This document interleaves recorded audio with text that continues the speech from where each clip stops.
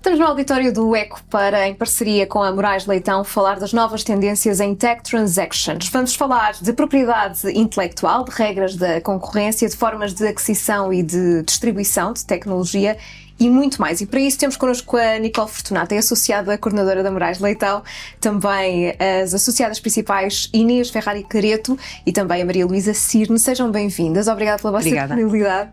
Inês, vamos começar por si. Para quem nunca ouviu falar deste tema, pode ser um bocadinho difícil perceber o que é que englobam exatamente as Tech Transactions. O que é que estamos a falar aqui exatamente? Bom, nós hoje em dia falamos muito na necessidade que as empresas têm de se tornar mais digitais e de tornarem as suas ações e o seu funcionamento cada vez mais digital. E para isso precisam de adquirir tecnologia para conseguir continuar com as suas funções. E há aqui 3 formas essenciais de o fazerem. Por um lado, podem adquirir uma empresa tecnológica. Por outro lado, podem adquirir uma tecnologia específica a outra empresa. E por último, podem adquirir o serviço através de um licenciamento. E todas estas vias acabam por ter questões diferentes, desafios diferentes e tendências também um bocadinho diferentes. E é um bocadinho isso que nós trazemos aqui. Já vamos perceber qual delas é que, por norma, as empresas acabam por optar, qual é a mais vantajosa ou não.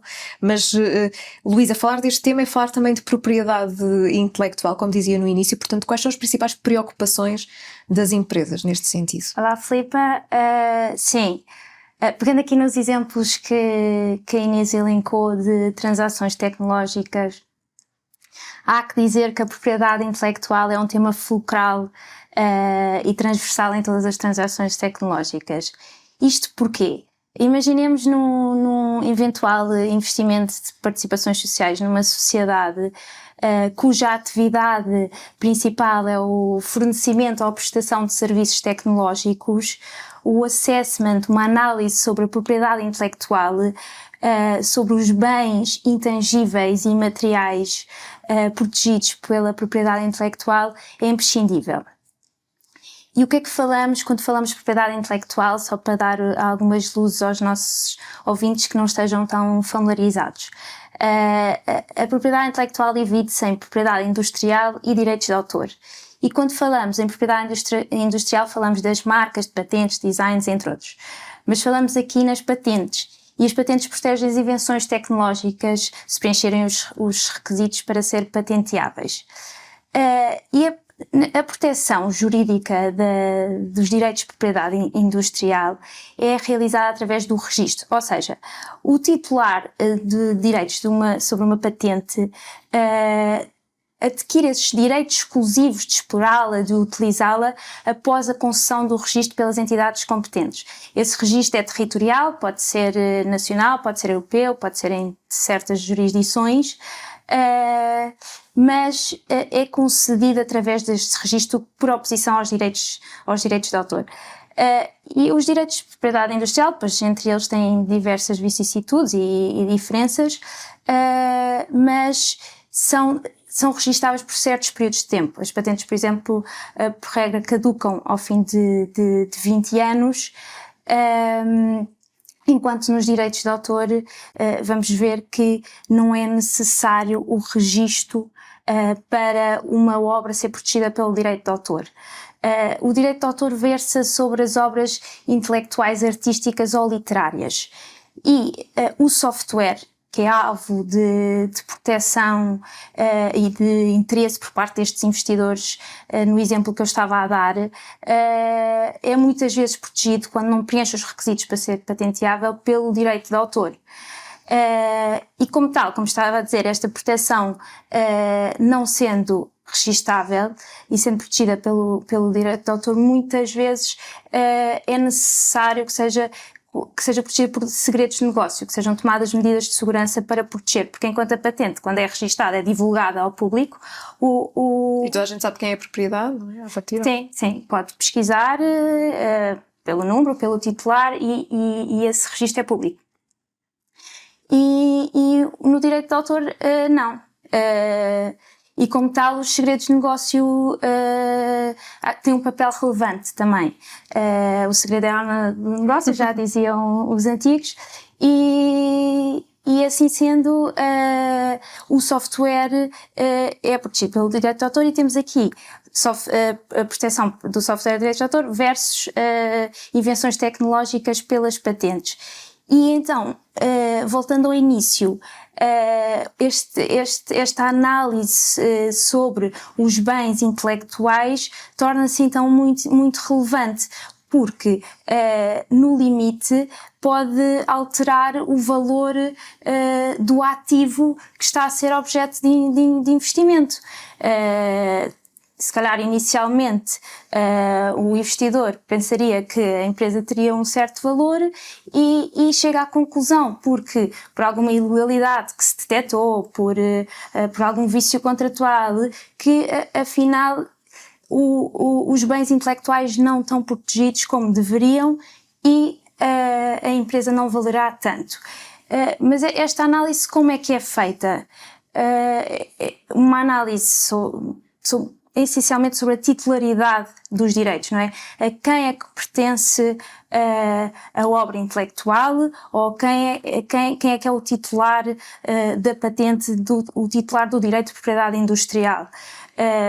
É preciso verificar os contratos, é preciso ver se há licenciamentos, se o estado do desenvolvimento da tecnologia, se está num estado embrionário, se está num estado já avançado, se está num estado avançado já está a ser explorada, inclusive em países terceiros ou só a nível nacional, se estão a receber royalties ou não, se a titularidade foi adquirida através de obra por encomenda, ou seja, por exemplo, a sociedade encomendou a obra e então os seus direitos nasceram logo na sua esfera jurídica ou não. Ou, por exemplo, uns founders criaram uma aplicação e posteriormente é que foi constituída a sociedade e vai-se a verificar e os direitos estão nos founders, os direitos de autor sobre a aplicação pertencem aos founders e não à sociedade. Portanto, isto são tudo temas que é preciso verificar,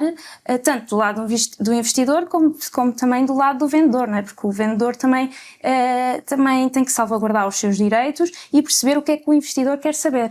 E portanto é aí que entra o vosso trabalho, não é? É isso. Na resposta a todas estas questões que nós Por isso que os advogados são tão importantes. Exatamente. Olha, Nicole, hoje em dia não há praticamente empresa nenhuma que não funcione com tecnologia, e nós há pouco falávamos disso, dos desafios que tudo isto representa, das várias possibilidades, a Inês falava-nos aqui disto.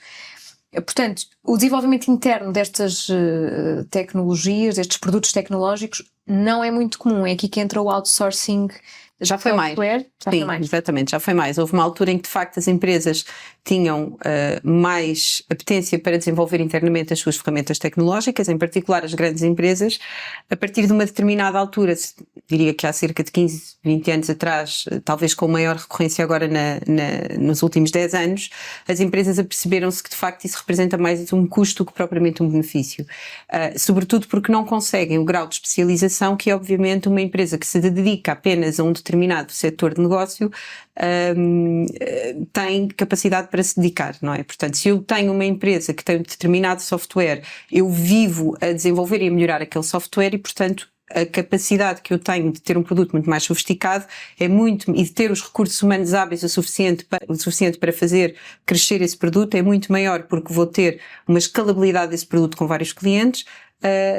E será diferente se obviamente eu estiver a tentar desenvolver o mesmo tipo de tecnologia internamente, em que os recursos são mais escassos, provavelmente também com mais custos, e daí surgir então esta ideia do outsourcing, que traz de facto esta vantagem económica, mas traz depois também outros desafios. Que desafios são esses, Nicole? Vários. Portanto, o outsourcing tem um problema que é, o principal problema acaba por ser sempre a externalização de uma função que é, à partida, uma função da própria empresa, não é? Portanto, e isso coloca, obviamente, ou pode colocar a empresa num risco de dependência do fornecedor. E isto é um risco muito complicado, em particular em determinados setores, saúde, banca, setores críticos, digamos assim, em que essa dependência pode levar a que depois a própria empresa não seja autónoma nas decisões que tenha que tomar relativamente à contratação de um determinado serviço. Portanto, o risco de contratação é um deles, o risco de supervisão do próprio produto é outro. Portanto, a empresa perde um pouco a capacidade de garantir a evolução do produto ou não, e depois há um que não é bem um risco, mas é mais um desafio, que é a impossibilidade de haver tanta customização. Ou seja, se eu estou a desenvolver um produto internamente, eu consigo adequar o produto àquilo que são efetivamente as necessidades da minha empresa. Se eu estou a recorrer a um serviço terceiro, e isto acontece agora muito na lógica do SaaS, do Software as a Service, não é? Eu adquiro um serviço as is e pago na função daquilo que precisar. Mas, provavelmente, por parte do distribuidor desse software, eu não vou ter a mesma capacidade de customização que teria se fosse eu próprio a desenvolver. Mas diziam que isso tem vindo a ser mitigado ou não? A parte da customização? Sim, ou não? A parte da customização nunca vai ser mitigada nesta lógica de SaaS, porque repara, um produto só é escalável. Eu, se tiver a desenvolver um software e que queira vendê-lo numa lógica de Software as a Service, eu só vou conseguir escalar esse produto se efetivamente eu encarar esse serviço como um produto. Ou seja, é como se eu estivesse a vender maçãs e eu não vou metê-las maiores ou menores ou vermelhas ou verdes em função daquilo que o cliente procura.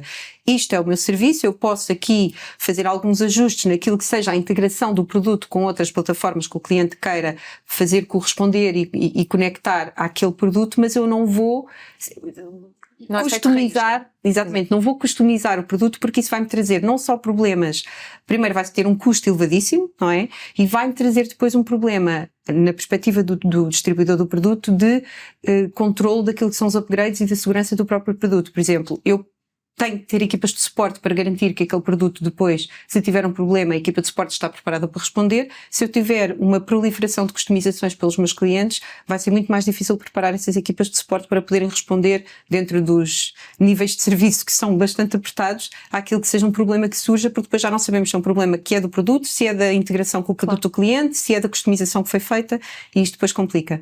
Nicole, e não querendo monopolizar o tema da propriedade intelectual, também a customização levanta problemas de propriedade intelectual. Sim, porque aí pode ir para aquela lógica do ser ou não uma obra por encomenda, não é? Portanto, a partir do momento em que eu estou a pedir uma customização, qual é a parte daquele produto que ficou na esfera do distribuidor, ou já há uma parte que já está tão customizada que já é afinal aquilo já não é bem propriedade do criador do software, mas também já é um bocadinho em função daquilo que ele foi aprendendo com a customização que foi fazendo no ambiente real onde esse software foi implementado. Depois é dúbio, não é? E gera-se muitas vezes conflitos entre as partes, porque quem é o titular dessas customizações? Era o que a Nicole estava a dizer. Tanto o titular do software quer ser o detentor dessas customizações, porque o software é dele, como depois, se a customização for muito adaptada ao seu cliente, o cliente também quer, porque investiu, por vezes até paga por essas customizações e quer ser o titular desses direitos, que no fundo é só uma parte do software, e gera-se aqui algum conflito contratual. É quase um cálculo de responsabilidade de quem é que fez o quê, não é? Isso. Esse ponto da responsabilidade é muito importante e é dos pontos em que nós temos mais dificuldade, aliás, é onde existe, regra geral, mais tensão num contrato de outsourcing, que é qual é a responsabilidade máxima que um prestador de serviços assume pelo produto que entrega. E isto é um tema particularmente preocupante por causa da questão da cibersegurança hoje em dia. Ou seja, se há uma qualquer situação de ciberataque, qualquer problema relacionado com cibersegurança, não é? Muitas vezes até fora daquilo que é o controle de cada uma das partes, qual é a responsabilidade máxima que cada parte vai assumir pelo prejuízo que é causado entre as partes. E esta questão da limitação de responsabilidade é uma questão que traz muita atenção hoje em dia entre o beneficiário do produto, prefiro chamar-lhe produto hoje em dia, acaba por ser mais por aí, e aquele que distribui o produto. É das cláusulas mais difíceis de negociar num contrato de outsourcing. Não queria estar no vosso lugar nessas situações, confesso, que sejam muito, muito complicadas. Inês, vamos falar aqui do pacote de regulação do espaço digital da União Europeia, do ponto de vista das regras da concorrência, e nós estamos aqui a falar do Digital Markets Act. Está certo? Portanto, que implicações e que novidades é que há neste pacote? Hoje em dia, do ponto de vista do direito da concorrência, não podemos falar de empresas tecnológicas sem falar, ou sem nos lembrarmos do grande regulamento dos mercados digitais, que entrou recentemente em vigor, e que tem em vista exatamente ir ao encontro das preocupações que os utilizadores têm sentido, dos utilizadores e das empresas que têm sentido em relação ao papel que as Big Tech têm tido nos últimos tempos. E nós aqui temos, no fundo, umas obrigações específicas mais intensas e mais penosas também, para os chamados gatekeepers, que são basicamente serviços essenciais de plataforma, que atingem determinados limiares quantitativos que têm a ver com o volume de negócios e com os utilizadores, a quantidade de utilizadores que têm, e que têm umas obrigações específicas. E aqui tem graça porque acaba por tocar um bocadinho aquela ideia que eu disse no início da forma de adquirir tecnologia. E o que se tem visto ultimamente é que as empresas muitas vezes recorrem àquela primeira opção de que falei, que é uma aquisição de uma empresa tecnológica, não é? Ou seja, eu quero aquela tecnologia, o que é que eu vou fazer? Vou comprar aquela empresa. E às vezes não é só comprar para ter aquela tecnologia, é também comprar para, no fundo, tirar aquele concorrente. Exatamente, tirar um concorrente do mercado. São as chamadas killer acquisitions. E então aqui há uma obrigação bastante interessante, que é uma obrigação destes ditos gatekeepers ou operadores de acesso em português, de comunicarem à Comissão Europeia qualquer aquisição que façam de uma empresa tecnológica, de outro gatekeeper ou de uma empresa tecnológica, mesmo quando essa operação não seria à partida notificável a uma autoridade da concorrência. E aí é que é, se calhar, a parte mais, o fator mais uau que este regulamento veio trazer, é um bocadinho essa ideia de que agora não basta cumprir aqueles limiares ou aqueles requisitos que tinham muito a ver com cotas de mercado, volumes de negócio, mas agora a Comissão Europeia vai estar ainda mais atenta ao que são este tipo de aquisições. E por isso é claramente, do ponto de vista das regras da concorrência, algo que as empresas tecnológicas têm de estar muito atentos. E pronto, e são várias as obrigações que decorrem daí, e uma preocupação grande que há da Comissão Europeia em tentar mitigar estas preocupações de que estávamos a falar, em relação às Big Tech,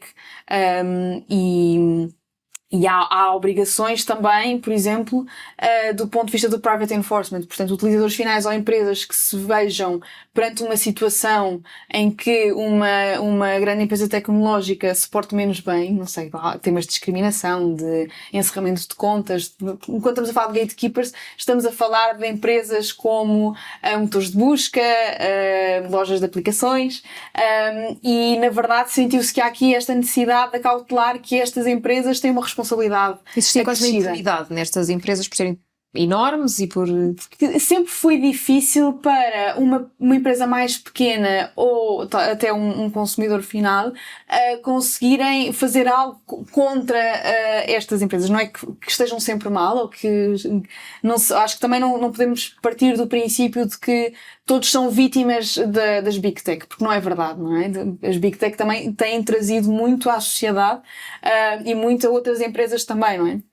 Portanto, eu acho que, na verdade, acaba por haver aqui uns mecanismos que se calhar partem um bocadinho desse pressuposto, do pressuposto de que são os maus da fita e é preciso termos nós aqui ferramentas que nos permitam ir contra as Big Tech. E, na verdade, acho que temos que ser um bocadinho, não sei, olhar um bocadinho mais além desse eventual papel que possam ter, mas ao mesmo tempo continuar a dar os mecanismos às empresas mais pequenas de se conseguirem impor de alguma forma relativamente a este tipo de empresas que têm uma capacidade muito maior de se colocarem no mercado e de atuarem no mercado. A regulação serve para isso mesmo, não é? Exatamente. Em todos os mercados, é para equilibrar no fundo as coisas. Eu acho que eu posso acrescentar uma frase que eu vi uma vez, por acaso numa conferência em Israel, não foi cá, mas que acho que foi muito bem empregue relativamente àquilo que pode estar a acontecer entre os Estados Unidos e a Europa, e que eu acho que o DMA procura evitar de algum modo, que é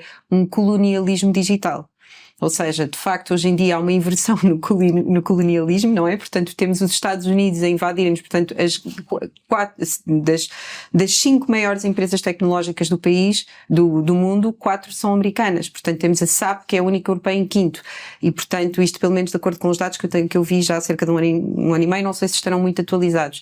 E eu acho que estas iniciativas regulatórias da União Europeia procuram também criar aqui uma espécie de uma muralha de garantir que... Sem dúvida, há aqui uma vertente política, claramente, de fazer aqui uma espécie de uma barreira às empresas que não são europeias, não é? A ideia de tentar criar aqui os campeões europeus. que é algo que ainda não se conseguiu fazer. O porquê, eu acho que cada um tem um bocadinho a sua posição em relação a isso, mas se calhar a regulação ou o excesso de regulação também acaba por estar associado a esta ideia de se calhar umas empresas na Europa não conseguirem vingar tanto, não é? Porque são modelos completamente distintos, não é? O modelo europeu e o modelo americano. Há uma liberdade muito maior nos Estados Unidos no âmbito do mercado, na forma como as empresas se comportam. Portanto, eu acho que sim, acho que tens razão e fala-se muito disso, desta ideia um bocadinho política por trás tanto do regulamento dos mercados digitais como do regulamento dos serviços digitais, de tentar combater de uma forma um bocadinho mais limpa a imposição que as empresas tecnológicas americanas têm tido na Europa. Luísa, vamos falar um bocadinho das tendências neste setor, no mercado das transações de tecnologia, também fruto desta regulação, o que é que podemos aqui destacar? Sim, acho que vivemos tempos de grandes incertezas, não é? Com uma guerra na Europa e vimos no início do ano as grandes tecnológicas a despedir. Mas é certo que há ainda uma grande aposta no digital, falou-se muito desde o Covid, não é? Os números no digital aumentaram e o investimento nas startups tecnológicas, nas pequenas e médias empresas que desenvolvem tecnologia, continua a ser uma grande aposta transversalmente a todos os setores, porque as empresas querem estar mais digitais, querem facilitar ao consumidor os seus serviços, querem trazer produtos inovadores, não é? E concorrerem no mercado.